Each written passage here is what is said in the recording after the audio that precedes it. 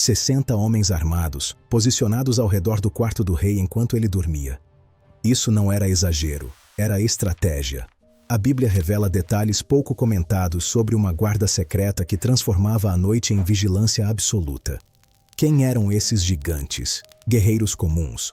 Ou uma elite treinada para enfrentar ameaças invisíveis? Hoje você vai descobrir o que realmente existia por trás do poder e do medo que cercavam Salomão. Se inscreva agora, porque o que você vai ouvir muda completamente a imagem tradicional do reinado mais famoso da história bíblica. Antes de continuar com o vídeo, você quer fortalecer sua vida de oração e ainda ajudar nosso canal a crescer? Preparei um material com mais de 50 orações especiais para te guiar. Clique no link da descrição e ajude nosso projeto a divulgar a palavra de Cristo. Século X a.C. Enquanto Jerusalém dorme, 60 homens permanecem acordados. Não são servos, não são sacerdotes. São os guerreiros mais letais que Israel já produziu, e estão posicionados ao redor de um único quarto. Suas espadas nunca voltam para a bainha durante a noite. Seus olhos nunca fecham antes do amanhecer. Protegem o homem que construiu o templo de Deus, que acumulou mais ouro que qualquer rei antes dele, que transformou uma nação tribal em potência regional. A pergunta é: por que alguém tão poderoso precisava de tanta proteção? Pensa no cenário por um momento. Jerusalém, no auge do reinado de Salomão, não era uma cidade qualquer. Era o centro político, religioso e econômico de um reino que se estendia desde o rio Eufrates até as fronteiras do Egito. Caravanas chegavam diariamente carregando especiarias da Arábia, ouro de Ofir, madeira de cedro do Líbano, tecidos da Fenícia. O porto de Ezion-Geber movimentava embarcações que viajavam por 3 anos antes de retornar com cargas avaliadas em fortunas inimagináveis. Prata era tão comum em Jerusalém que, segundo o registro de 1º Reis, era considerada como pedras nas ruas. O templo recém-construído brilhava no topo do Monte Moriá, coberto por placas de ouro que refletiam o sol do deserto como um farol visível a quilômetros de distância. Era exatamente essa riqueza que tornava Salomão um alvo. Dimensiona o problema que o rei enfrentava. Cada moeda de ouro que entrava nos cofres reais representava uma razão para alguém querer eliminá-lo. Cada aliança comercial criava inimigos entre aqueles que ficavam de fora. Cada decisão judicial gerava descontentes que perdiam disputas. A sabedoria que o tornava famoso também multiplicava seus adversários. Reis vizinhos observavam a prosperidade de Israel com uma mistura de admiração e inveja. Príncipes de nações conquistadas por Davi guardavam ressentimentos que atravessavam gerações. Até dentro do próprio palácio, a política de um harém com 700 esposas e 300 concubinas criava facções rivais disputando influência e posição para seus filhos. A noite era o momento mais perigoso, não por acaso. Na antiguidade, a escuridão oferecia cobertura perfeita para assassinos. Sem iluminação elétrica, sem sistemas de alarme, sem comunicação instantânea, um ataque noturno bem planejado poderia eliminar um monarca antes que qualquer ajuda chegasse. A história do Antigo Oriente Próximo está repleta de reis mortos enquanto dormiam. Faraós egípcios, imperadores assírios, governantes babilônicos, muitos encontraram seu fim nas próprias câmaras reais, traídos por servos, guardas comprados ou parentes ambiciosos. Salomão conhecia essas histórias. Seu próprio pai, Davi, havia sobrevivido a múltiplas tentativas de assassinato, incluindo uma conspiração liderada pelo próprio filho Absalão. O livro de Cântico dos Cânticos preserva a descrição dessa guarda extraordinária. No capítulo 3, versículos 7 e 8, o texto revela que 60 guerreiros cercavam o leito de Salomão, todos escolhidos entre os mais valentes de Israel, todos especialistas em combate, todos portando espadas por causa dos temores noturnos. Não eram soldados comuns destacados por escala de serviço. Eram a elite absoluta do exército israelita, veteranos de batalhas, homens cuja reputação havia sido forjada em combate real contra inimigos reais. Mas como funcionava essa proteção na prática? Considera a arquitetura do Palácio de Salomão para entender a logística envolvida. O complexo real não era uma construção simples. 1 Reis, capítulo 7, descreve um projeto que levou 13 anos para ser concluído, mais tempo que a própria construção do templo. O palácio incluía a Casa do Bosque do Líbano, uma estrutura sustentada por 45 pilares de cedro distribuídos em 3 fileiras, medindo 100 côvados de comprimento por 50 de largura. Havia ainda o Pórtico das Colunas, o Pórtico do Trono onde Salomão julgava casos, e os aposentos residenciais propriamente ditos. Cada área exigia pontos de controle específicos. Cada corredor representava uma potencial rota de acesso para invasores. 60 guerreiros não eram exagero. Eram necessidade matemática. Imagina a distribuição. Alguns posicionados nas entradas externas do complexo residencial. Outros controlando os corredores que levavam aos aposentos íntimos. Um grupo seleto formando o último círculo de proteção ao redor do próprio quarto real. O sistema provavelmente funcionava em turnos, permitindo que parte da guarda descansasse enquanto outra mantinha vigilância ativa. Mesmo assim, a prontidão era constante. Espadas permaneciam desembainhadas. Qualquer movimento suspeito nas sombras provocava reação imediata. O som de passos desconhecidos ecoando nos corredores de pedra seria suficiente para colocar dezenas de lâminas em posição de combate. O treinamento desses homens merece atenção especial. Israel não possuía academias militares formais como as que surgiriam séculos depois em Roma ou na Grécia. O conhecimento de combate era transmitido de veterano para aprendiz, de pai para filho, de comandante para soldado. Os guerreiros que serviam na guarda pessoal de Salomão provavelmente haviam começado suas carreiras militares ainda jovens, participando primeiro de funções auxiliares antes de provarem seu valor em confrontos reais. Muitos certamente eram filhos ou netos dos Giborim, os homens poderosos, que haviam lutado ao lado de Davi durante as décadas de guerras que consolidaram o reino. A tradição dos Giborim merece ser explorada. Segundo Samuel e Crônicas, listam os feitos extraordinários desses guerreiros. Homens que enfrentaram gigantes filisteus sozinhos. Comandantes que invadiram acampamentos inimigos de madrugada. Soldados que mantiveram posições impossíveis contra forças numericamente superiores. Um deles, Benaia, matou um leão dentro de uma cova em dia de neve. Outro, Eleazar, lutou contra filisteus até sua mão ficar paralisada agarrada à espada.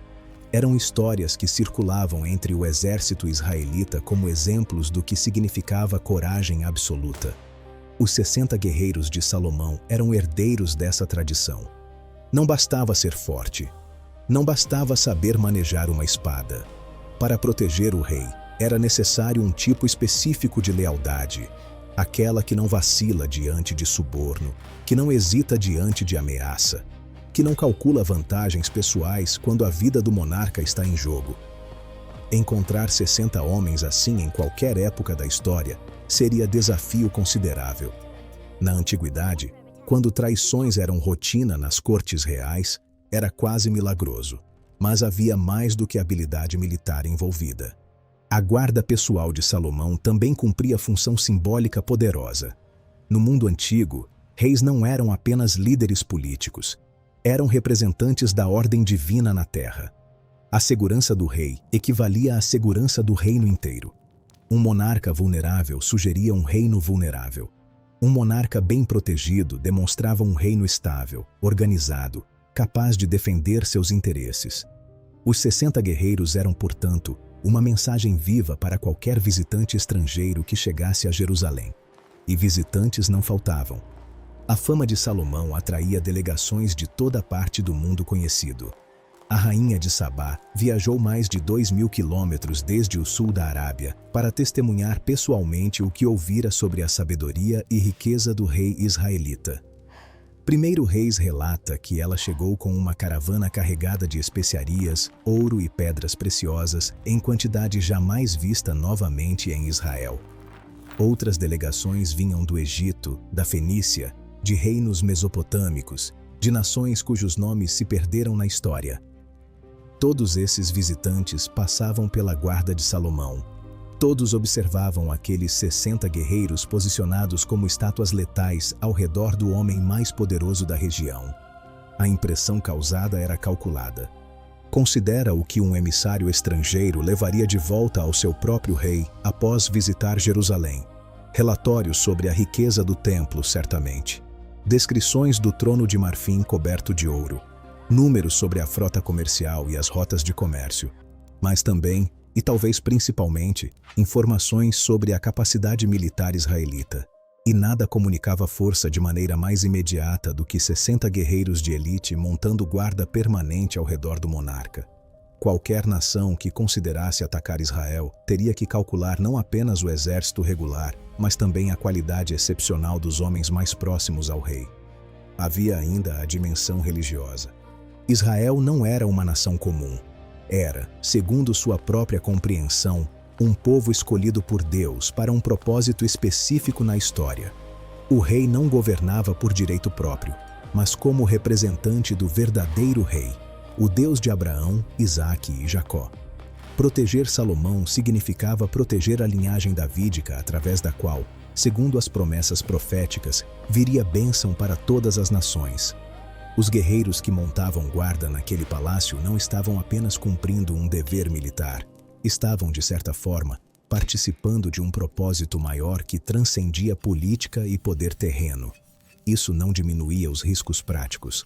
A história bíblica registra que o próprio nascimento de Salomão já estava envolvido em intriga palaciana.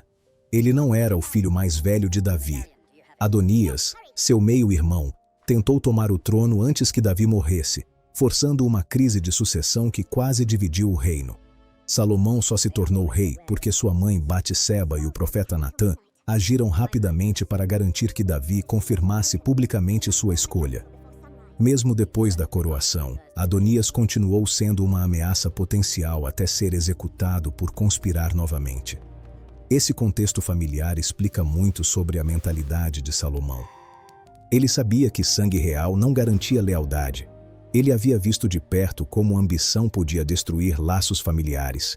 Seu próprio pai havia sido perseguido pelo sogro Saul, traído pelo filho Absalão, desafiado pelo general Joabe. A corte real era um ambiente onde sorrisos escondiam punhais e alianças mudavam conforme o vento político sobrava. Nenhuma quantidade de sabedoria eliminava a necessidade de vigilância constante. Os 60 guerreiros eram a resposta prática para essa realidade. Mas quem eram esses homens individualmente? O texto bíblico não preserva seus nomes. Diferente dos Giborim de Davi, cujos feitos foram registrados em detalhes, os guardiões de Salomão permanecem anônimos nas Escrituras. Sabemos apenas que eram valentes entre os valentes, especialistas em espada, escolhidos para o mais alto serviço militar disponível. Suas identidades individuais se fundiram em uma função coletiva: proteger o rei a qualquer custo. Essa anonimidade revela algo importante sobre a natureza do serviço. O objetivo não era glória pessoal, era eficiência absoluta. Um guarda que buscasse reconhecimento individual poderia cometer erros motivados por vaidade. Um guarda focado exclusivamente na missão tomaria sempre a decisão mais prudente. Os 60 funcionavam como um organismo único, cada parte sabendo exatamente seu papel. Cada homem confiando completamente nos companheiros. Ego e individualismo eram luxos que nenhum deles podia permitir. Observa o detalhe sobre as espadas sempre desembainhadas. Na prática, isso significava que cada guarda mantinha sua arma em posição de combate durante todo o turno de serviço. Não havia tempo para sacar a lâmina se um ataque ocorresse. A resposta tinha que ser instantânea. Segundos de atraso poderiam significar a morte do rei. Então as espadas permaneciam prontas, brilhando à luz das tochas que iluminavam os corredores do palácio, criando aquele cenário visual que o Cântico dos Cânticos captura poeticamente. Imagina o esforço físico envolvido. Manter uma espada em posição de combate durante horas seguidas exige resistência muscular extraordinária. Uma espada de bronze ou ferro da época pesava entre 1 e 2 quilos. Parece pouco, mas sustenta esse peso com o braço estendido por 30 minutos e entenderás o desafio. Agora multiplica por horas de vigília noturna. Os 60 guerreiros não apenas precisavam ser hábeis em combate, Precisavam ter condicionamento físico para manter prontidão constante durante períodos prolongados. Isso exigia treinamento específico e alimentação adequada. Diferente de soldados comuns que recebiam rações básicas, a guarda pessoal do rei certamente tinha acesso aos melhores recursos disponíveis: carne, grãos, vinho, azeite, tudo necessário para manter corpos em condição máxima de desempenho. O custo de manter 60 guerreiros de elite era considerável, mas representava investimento em segurança que não admitia economia. Qual seria o custo de perder o rei por tentar reduzir despesas com sua proteção? A localização dos aposentos reais também era estratégica. Palácios antigos não eram construídos pensando apenas em conforto. Eram projetados com defesa em mente. Os quartos do rei geralmente ficavam nas áreas mais internas do complexo, acessíveis apenas através de múltiplas camadas de controle.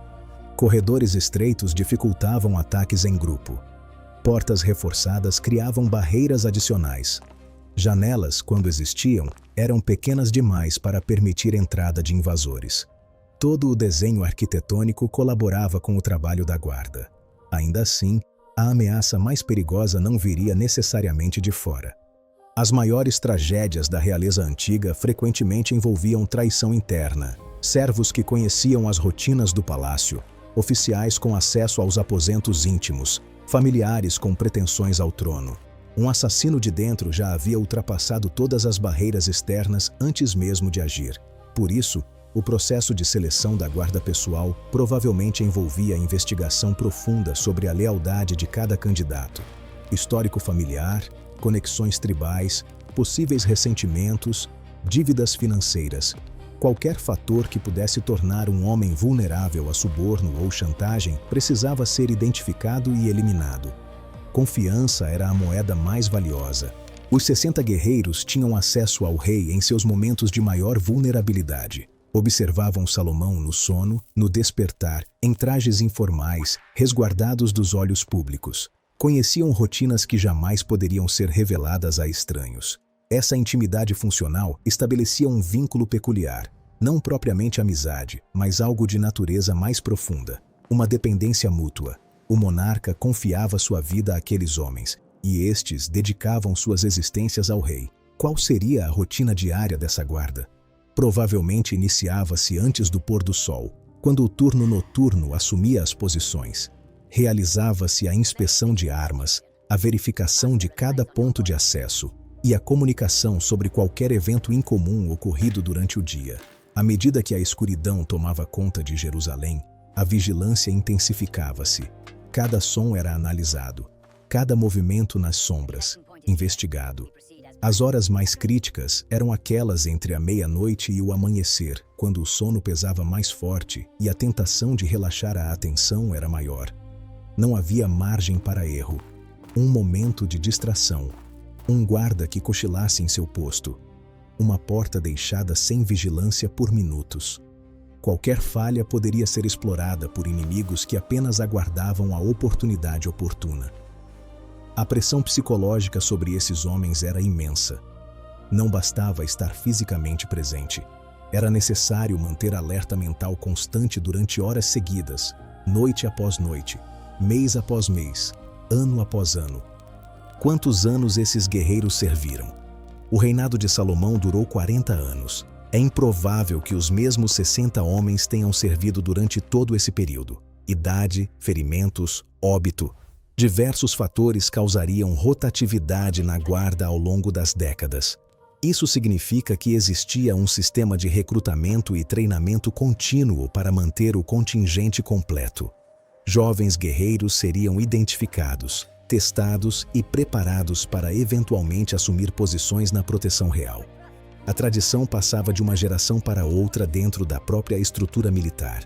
Considere-se o prestígio envolvido. Ser selecionado para a guarda pessoal do rei representava o ápice da carreira militar em Israel. Não havia posição mais honrosa para um guerreiro. Famílias inteiras provavelmente se orgulhavam de ter um membro servindo entre os 60.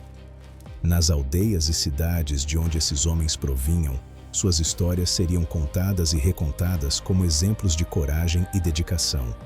O status social que acompanhava essa função certamente atraía os melhores candidatos disponíveis. Contudo, o prestígio impunha um preço. A vida pessoal desses guerreiros era necessariamente limitada. O serviço noturno constante dificultava a manutenção de uma vida familiar regular. O período prolongado em Jerusalém significava distância de terras e propriedades nas regiões de origem.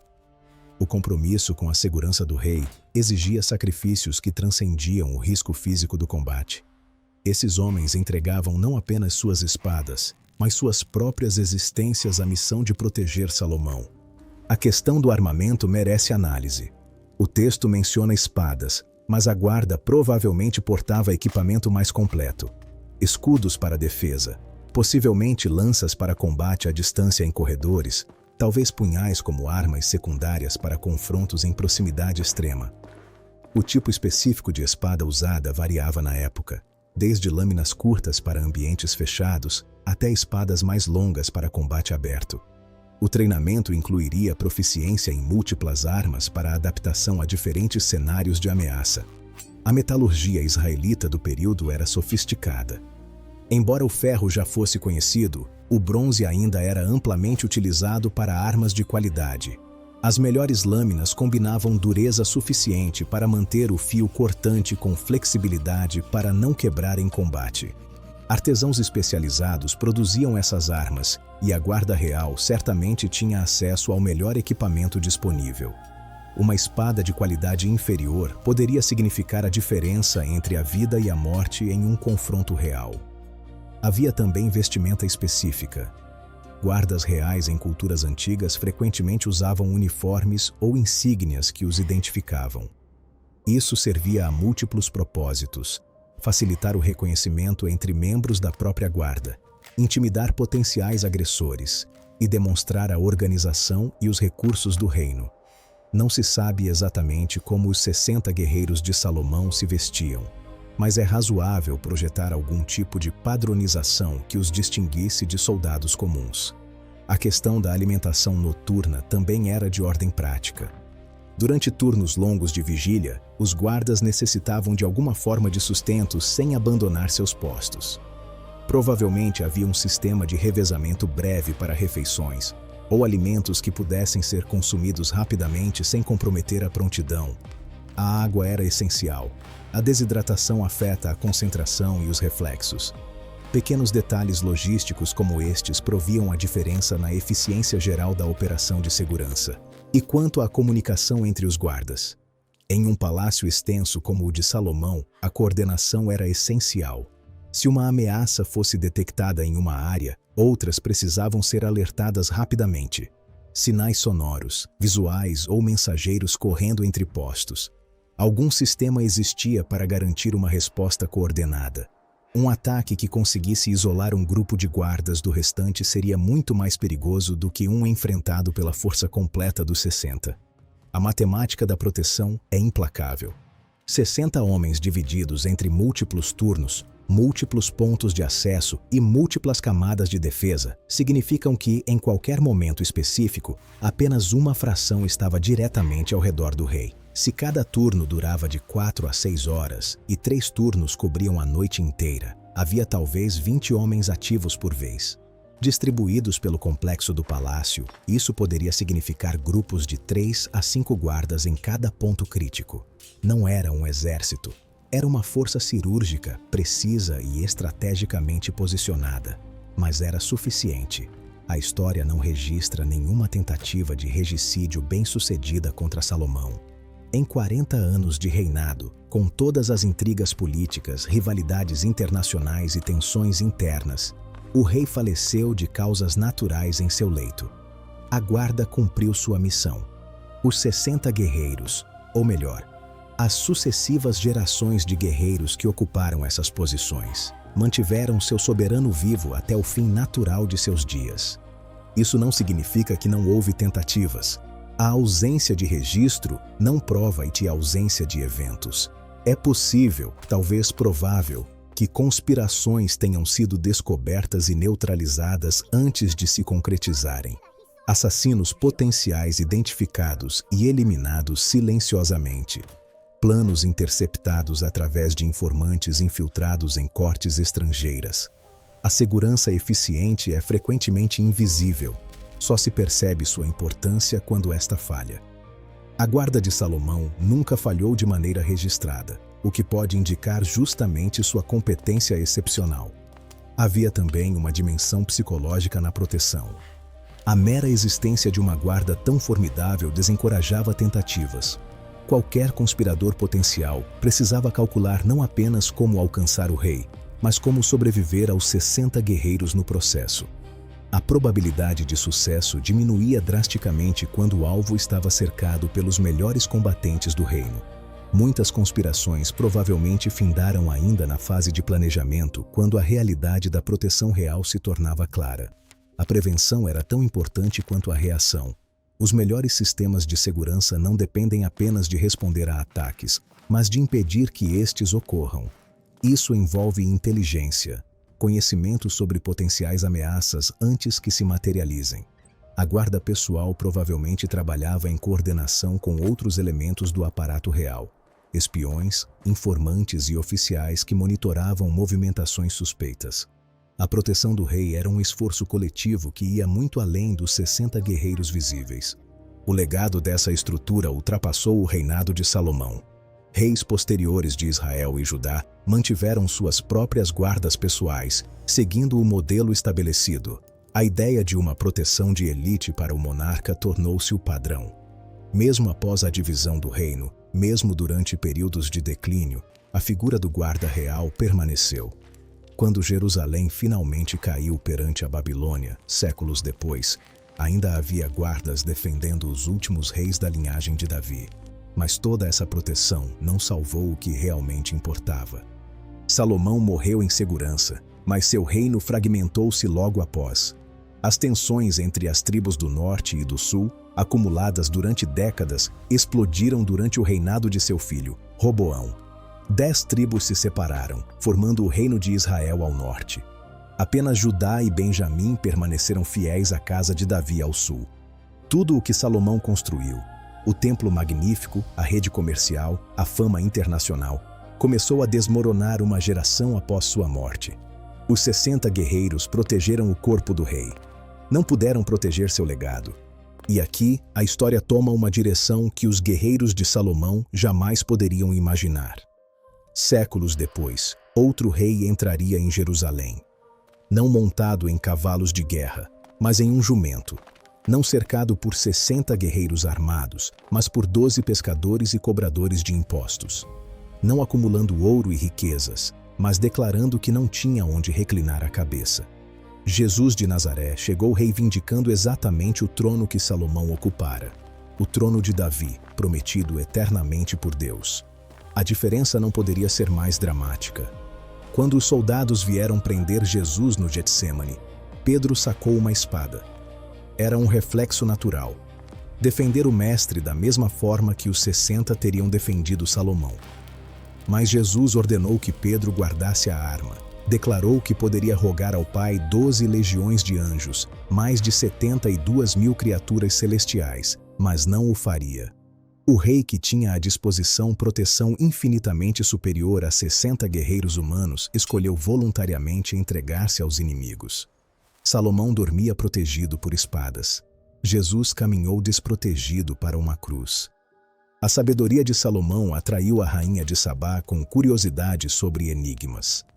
A sabedoria de Jesus atraiu multidões famintas de verdade eterna.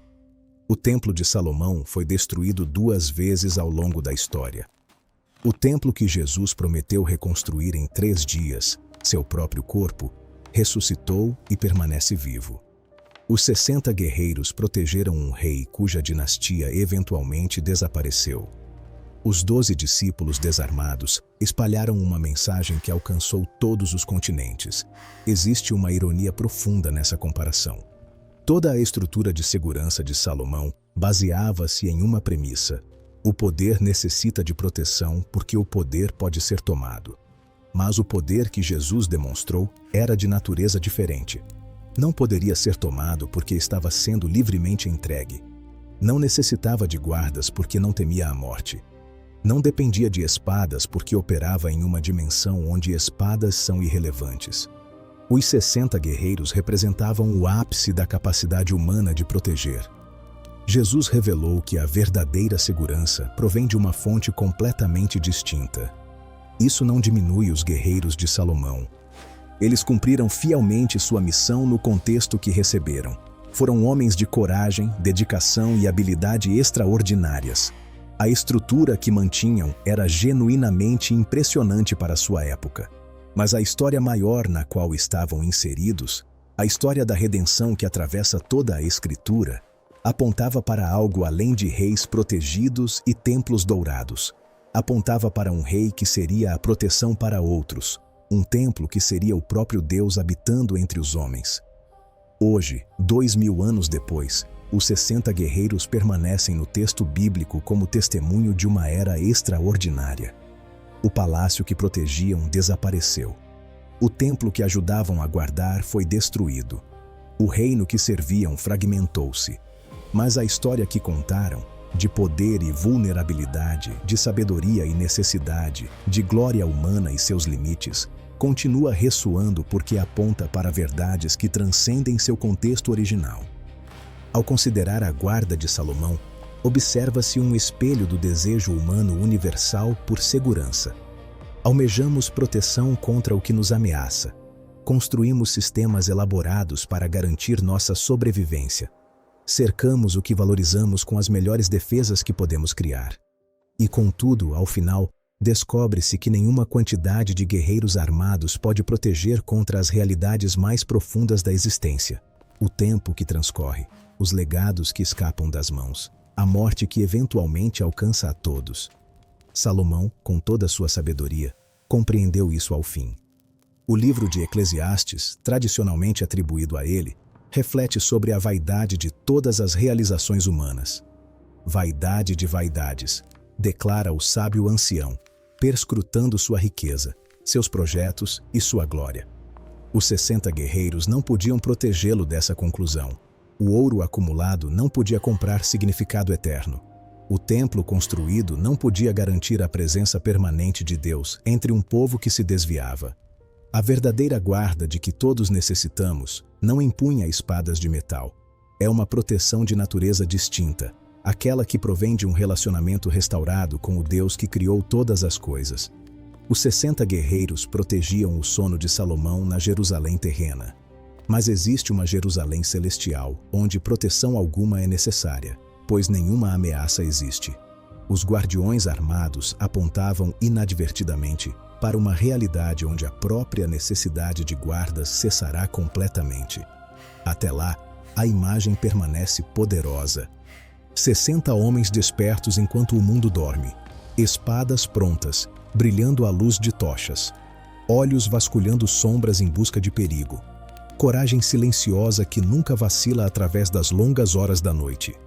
É uma imagem de dedicação absoluta, de serviço sem reservas, de proteção que não mensura o custo. E se guerreiros humanos podiam oferecer isso a um rei humano, quanto mais o Deus eterno oferece aos que nele confiam. O Salmo 91 declara que anjos recebem ordens de guardar os fiéis em todos os seus caminhos. Proteção superior a 60 guerreiros. Vigilância mais constante do que qualquer turno humano permite. Os 60 guerreiros de Salomão cumpriram seu papel na história. Agora, a questão é direcionada a vós. Em que estáis confiando para a vossa proteção? Em sistemas humanos que, por mais impressionantes que sejam, eventualmente falham? Ou na fonte de segurança que permanece quando todo o restante desmorona? Os guerreiros ao redor do leito de Salomão eram um sinal apontando para algo maior. Podeis continuar observando o sinal ou seguir na direção para a qual ele sempre apontou. A escolha, como sempre, é vossa. Para viabilizar a continuidade da produção destes documentários e registros históricos bíblicos, considere a aquisição de nossa obra digital contendo mais de 50 orações. É uma forma de sustentar este projeto e, concomitantemente, dispor de um guia espiritual para a vossa jornada. O acesso para garantir vosso exemplar consta na descrição. Até o próximo registro.